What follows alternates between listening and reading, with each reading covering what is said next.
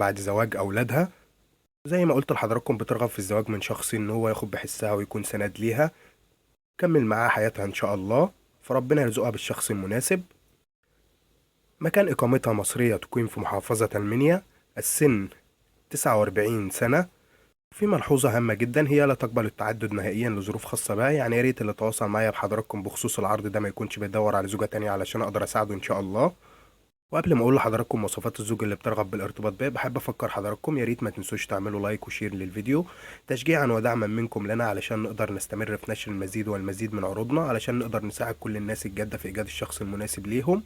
وبحب اشكر كل الناس اللي بتتواصل معانا وبتتفاعل معانا، وباكد ليهم اللي احنا مستمرين بيكم وبدعمكم، ويا رب نكون عند حسن ظن حضراتكم جميعا باذن الله. وفي ملحوظه هامه جدا حابب اوضحها للمشتركين الجدد اللي معانا على القناه، لو حضرتك بتبعت رساله ليا فيها بياناتك وحابب ان انت تكتب رقم موبايل ليك، باكد لحضرتك يا ريت بلاش تكتب رقم موبايل بطريقه الارقام، اكتب رقم موبايل بطريقه الحروف. ولو حضرتك راجعت التعليقات هتعرف طريقه الحروف يعني ايه. ده عشان الرسالة تظهر ليا واشوفها واقدر اشوف بياناتك واتواصل مع حضرتك ان شاء الله.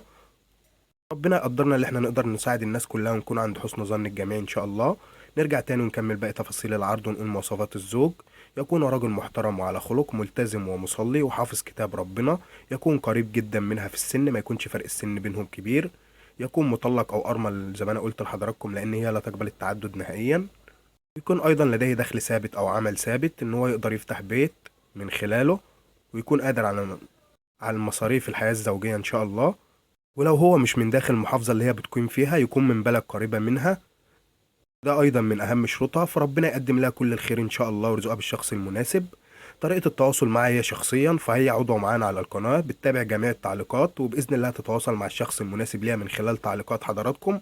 فأنا برجو منكم اللي شايف العرض مناسب ليه وهو في المواصفات المطلوبة من قبلها يبعت لي رسالة فيها بياناته ورقم موبايل زي ما أنا قلت لحضراتكم، وإن شاء الله هي تتواصل مع الشخص المناسب ليها مباشرة من خلال تعليقات حضراتكم زي ما أنا قلت لكم، فربنا يقدم الخير للجميع بإذن الله.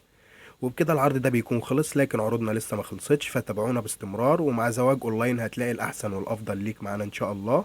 وفي النهاية تحياتي لحضراتكم ودمتم في صحة وفي امان الله، وفي النهاية السلام عليكم ورحمة الله وبركاته.